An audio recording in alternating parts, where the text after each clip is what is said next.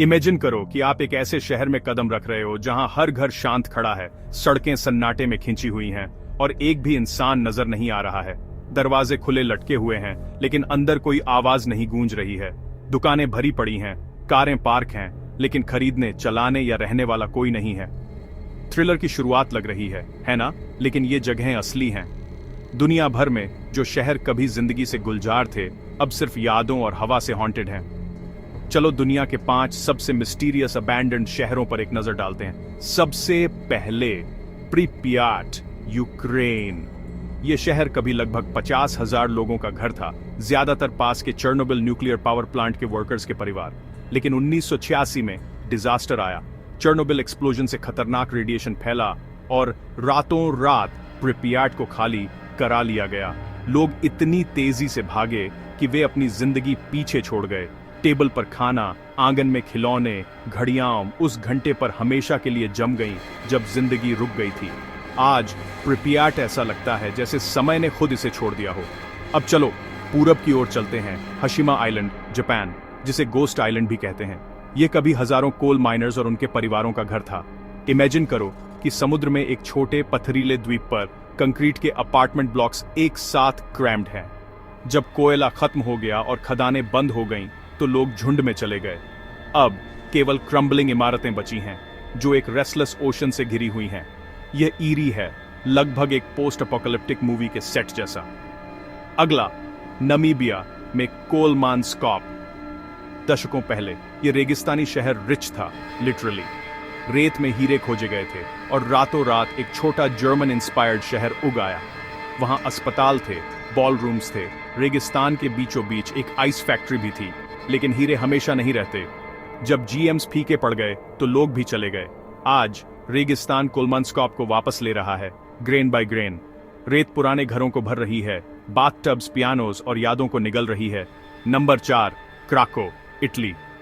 एक पहाड़ी पर ऊंचाई पर बना क्राको एक मेडिवल ड्रीम जैसा दिखता है। इसकी पत्थर की मीनारें और घुमावदार गलियां कभी हंसी और गानों से गूंजती थीं, लेकिन प्रकृति की कुछ और ही योजनाएं थीं। कई लैंडस्लाइड्स और अर्थक्वेक्स ने लोगों को भगा दिया। शहर खाली खड़ा है, इटालियन कंट्री साइड पर एक साइलेंट गार्डियन की तरह नजर रख रहा है। कभी कभी कोहरा छा जाता है और क्रेको पूरी तरह से नजर से गायब हो जाता है, जैसे एक भूत खुलेआम छिपा हो। और आखिर में सेंट्रेलिया, पेंसिल्वेनिया, यूएसए। आपको लगेगा कि एक अमेरिकी शहर गोस्टली एंडिंग्स से सुरक्षित होगा, लेकिन सेंट्रेलिया नहीं। 1962 में एक अंडरग्राउंड कोल माइन में आग लग गई और कभी नहीं बुझी। जमीन की दरारों से जहरीला धुआं निकलता रहा। सरकार ने इसे अनसेफ घोषित कर दिया और लगभग सभी चले गए। आज भी आप जमीन से उठते धुएं की झलक देख सकते हैं, जो आपको चेतावनी देती है कि खतरा अभी भी आपके पैरों के नीचे छिपा है। ये शहर सिर्फ खाली नहीं है, ये समय में जमी हुई कहानियां हैं। ये मुझे याद दिलाते हैं कि कैसे सपने, गलतियां और प्रकृति की शक्ति दुनिया को आकार देती है, कभी कभी उन तरीकों से जिन्हें हम कंट्रोल नहीं कर सकते। जहां कभी हंसी थी, अब सिर्फ सन्नाटा है। क्या लोग कभी वापस आएंगे, या क्या ये जगहें हमेशा अतीत और भविष्य के बीच लटकी रहेंगी? शायद कुछ जगहें समय के साथ आगे नहीं बढ़ती, वे बस पीछे छूट जाती हैं। और जाने से पहले मैं आपको इस विचार के साथ छोड़ता हूं।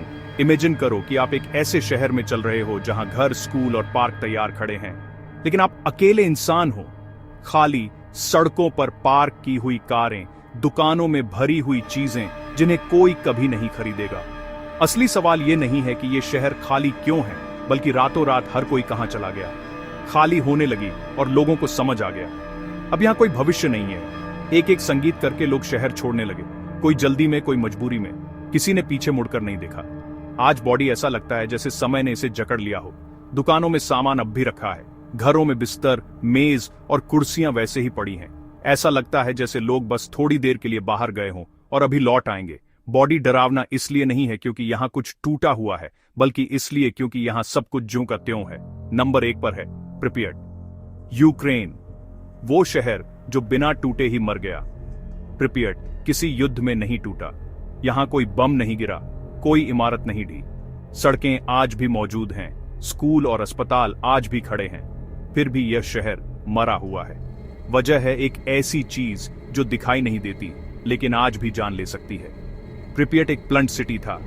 इसे वैज्ञानिकों, इंजीनियरों और उनके परिवारों के लिए बसाया गया था। साफ सड़कें, नए अपार्टमेंट, पार्क, स्कूल, सब कुछ आधुनिक। लोग मानते थे कि वे दुनिया के सबसे सुरक्षित शहर में रहते हैं। लेकिन 26 अप्रैल 1986 की रात सब कुछ बदल गया। चेरनोबिल न्यूक्लियर पावर प्लांट में एक हादसा संगीत हुआ। शुरुआत में किसी को कुछ समझ नहीं आया। लोग खिड़कियों से बाहर देखते रहे। बच्चों ने आसमान में अजीब नीली रोशनी चमकती देखी। किसी ने नहीं सोचा कि यह उनकी आखिरी रात है। अगली सुबह शहर वैसा ही था। संगीत, लोग काम पर गए, बाजार खुले, लेकिन हवा में जहर घुल चुका था। रेडिएशन हर सांस के साथ शरीर के अंदर जा रहा था, बिना आवाज, बिना गंध, बिना चेतावनी। कुछ घंटों बाद अनाउंसमेंट हुआ, शहर खाली करना होगा, बस कुछ दिनों के लिए। लोगों से कहा गया, जरूरी सामान मत लो, जल्दी लौट आओगे। संगीत माताओं ने बच्चों के कपड़े छोड़ दिए। बुजुर्गों ने अपने घरों को आखिरी बार देखा और सब बसों में बैठ गए। वो बसें चली गई और प्रीपेड कभी वापस जिंदा नहीं हुआ।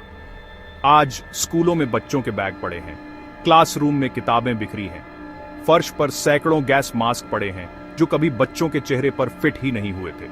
आज ये मास्क सिर्फ एक सवाल है, क्या इंसान सच में कंट्रोल में था? अस्पताल में बेड खाली है, स्ट्रेचर जंक खा रहे हैं। एक कमरा ऐसा भी है जहां उन फायर फाइटर्स का सामान पड़ा है जो बिना जाने रेडिएशन में घुस गए थे। उनका सामान आज भी इतना खतरनाक है कि उसे छूना मना है। उम्मीद, संगीत है। आपको यह वीडियो पसंद आया होगा। हम